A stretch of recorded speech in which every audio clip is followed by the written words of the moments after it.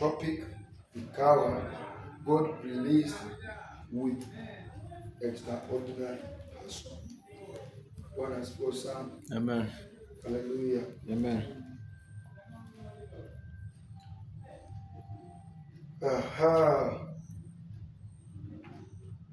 Now Thomas,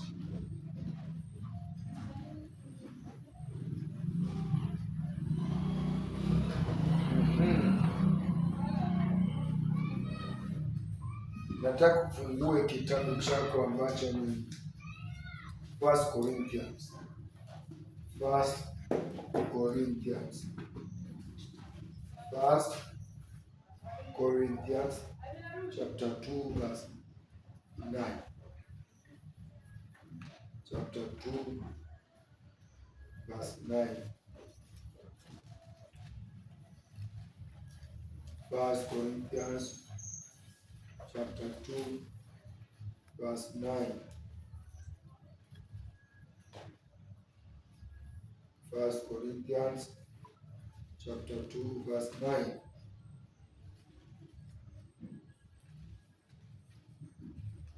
Bwana asifiwe sana. Amen. Extraordinary, yeah, is there something special.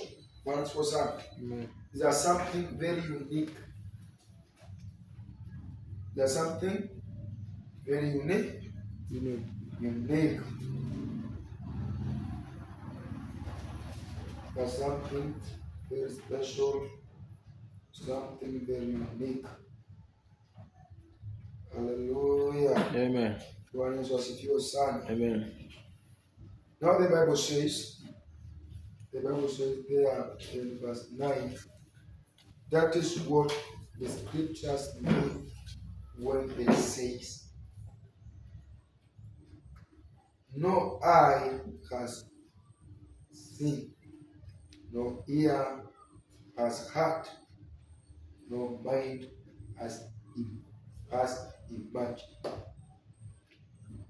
God has prepared for those who love Him. Bwana Yesu asifiwe. Amen. Mungu ameweza kuwatengeneza watu yeye mwenyewe wanaompenda. Sasa kwa hivyo jinsi ilivyo, maandiko imesema vizuri sana